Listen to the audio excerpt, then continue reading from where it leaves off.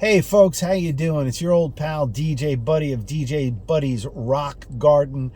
I want to say hello to all my fellow fans, friends, freaks, geeks, and music lovers. Special shout out always to my buddy Harmless Dave, who inspires me to make my own videos. So thank you, Dave. I appreciate your style. But what I'm here to talk about today is Alice Cooper, and this will probably be part one of at least two parts.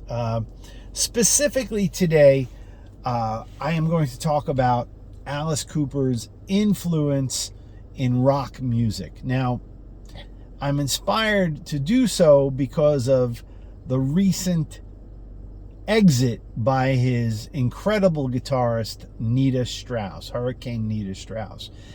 Because I don't think Alice gets the recognition he deserves as a rock star. Now, I've seen Alice many times since the early 1980s. Ideally, I would have liked to have seen him with his original band in the 1970s, but I was a little bit too young, not by much. Frankly, I just didn't have anyone to take me to see him. I was, 11 or 12 years old the first time Alice Cooper was on the radio in the early part of his career, and frankly, his music was the music that got me into hard rock. In fact, I had an opportunity to speak with him on more than one occasion and thank him for this, but that's another story. I got to talk to Alice about his influences, all kinds of great stuff, his adventures with Keith Moon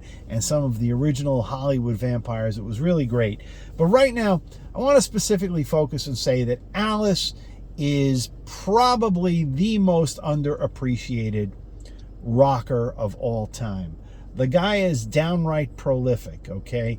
He has, 30 studio albums or something?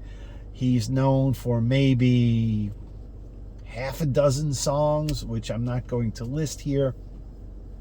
But when it comes to a who's who in rock and roll, people always talk about how much they love Alice and how much they were inspired by Alice Cooper. Let's face it, he did create the shock rock genre. There were rockers out there before Alice who were shocking, so to speak. Certainly you had Jim Morrison, who comes to mind most off the top of my head, but he was not what Alice was. You had Bowie come around the same time, but he was not shock rock. Bowie was this androgynous, odd, weird space creature thing. Alice was in your face. He was in your face, and still is, mind you, still is to this day in your face with knives and guillotines and all kinds of stage antics that in the 1970s could really shock an audience. In fact, I was only 11 years old the first time I heard Alice, and frankly, I was scared. I saw him on one of these late night rock shows. I think it was In Concert, and I didn't know what it was, Today, they'd call him a they, right? But that's a whole other thing. But there he was, and I heard him shortly thereafter, and it was one of those real moments, a moment when you hear something and it clicks in your brain. There's a great scene in that movie, Almost Famous, where the needle hits the record, and it's the Who record, and something goes off in that kid's brain, that kid who is based on Cameron Crowe, and everything changes forever. And I had an opportunity to talk about that with Alice Cooper as well. In fact, I said to him, hey, you changed my life.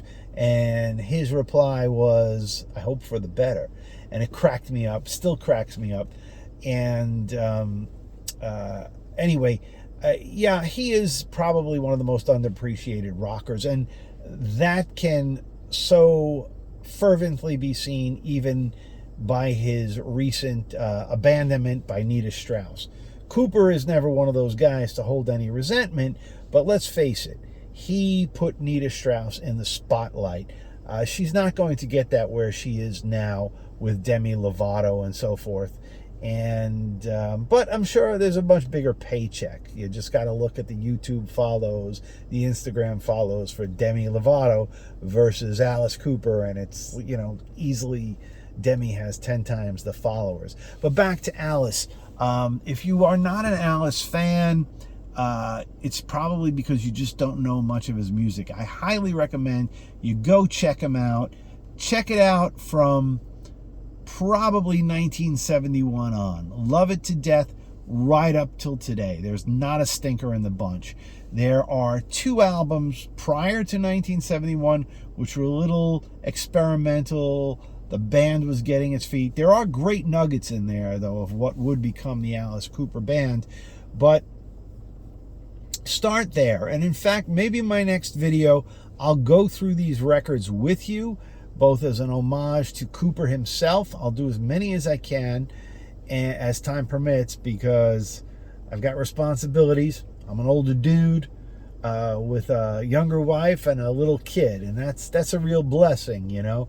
So I'd much rather be tending to that than you know, going through records, you know, on some kind of intense basis like many of us did when we were teenagers, you know, sitting in our room with the headphones on and just taking it all in kind of thing.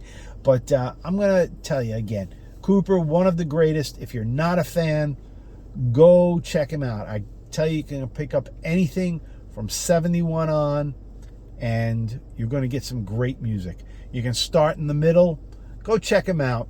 Anyway, that's this short video for now. More on Cooper coming up soon. More on Nita Strauss's exit. More on rock music. More on commentary from following up with some of the music and other people like me are sharing. I hope you guys like this video. If you have any comments, comment below. By all means, subscribe. Check out the other videos. I share concert videos. I really appreciate you watching and taking time out of your day to listen to this kind of stuff. All right, so God bless you guys. Have a great day, great night, wherever you are. Thanks for checking in with your old pal, DJ.